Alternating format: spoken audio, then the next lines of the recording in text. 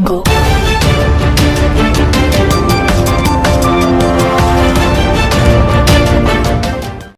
बिस्मिल्लाहिर्रहमानिर्रहीम। अस्सलाम वालेकुम नाज़रीन, भारत में औरत होना एक जुर्म बनकर रह गया है क्योंकि हवस के पुजारियों ने औरत का जीना मुहाल कर दिया है।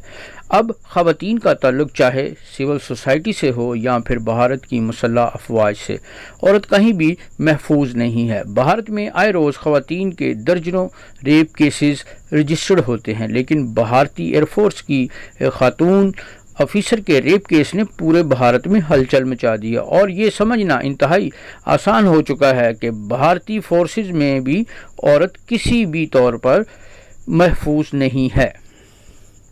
नाज़रीन, हालिया ताज़ा तरीन वाक़े में भारतीय रियासत तमिलनाडु में एयरफोर्स की एक खातून ऑफिसर को उन्हीं के साथी ने मुबैना तौर पर रेप किया है। पुलिस में इस वाक़े की शिकायत 28 साला खातून ने 20 सितंबर को दर्ज करवाई गई शिकायत के मुताबिक खातून का कहना है कि उन्हें तमिलनाडु के ज़िला कोयम्बटूर में एयरफोर्स एडमिनिस्ट्रेटिव कॉलेज के कैंपस में मुबैना तौर पर जिनसी ज़्यादती का निशाना बनाया गया। रेप का इल्ज़ाम 29 साला फ्लाइट लेफ्टिनेंट अमितेश हरमुख पर है, जिन्हें 26 सितंबर को गिरफ्तार करने के बाद जेल में भेज दिया गया। खातून ऑफिसर ने पुलिस को दी जाने वाली दरख्वास्त में एयरफोर्स हस्पताल के डॉक्टर पर इल्ज़ाम लगाया कि उन्होंने खातून को 2 फिंगर टेस्ट का कहा। इस टेस्ट पर पाबंदी आयद है क्योंकि ये मुतासरा शख्स के प्राइवेसी हक के खिलाफ वर्जी तस्वर किया जाता है।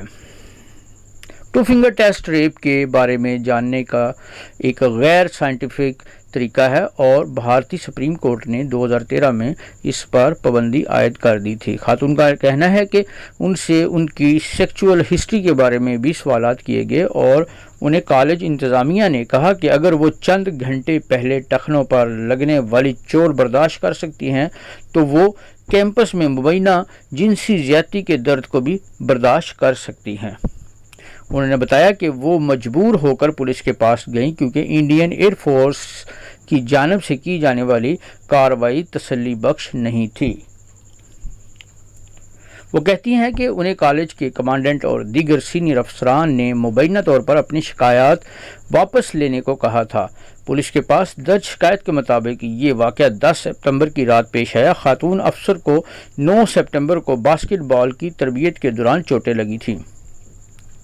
उन्होंने इसके लिए दर्द कुछ दवाएं लीं और बाद में अपने दीगर साथियों के साथ मेस बार में मिलीं, जहां मुलजिम ने उन्हें दूसरी ड्रिंक के पैसे देने की ऑफ़र की।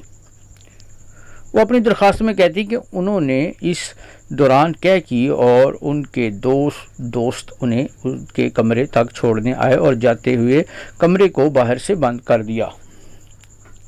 दरख्वास्त के मुताबिक जब वो सो रही थीं उस दौरान मुलज़म उनके कमरे में दाखिल हुआ और उन्हें जगाकर बोसा लेने लगा। उन्होंने मुलज़म को हटाने की कोशिश की लेकिन वो अपनी चोट के बायस उन्हें हटा ना सकी।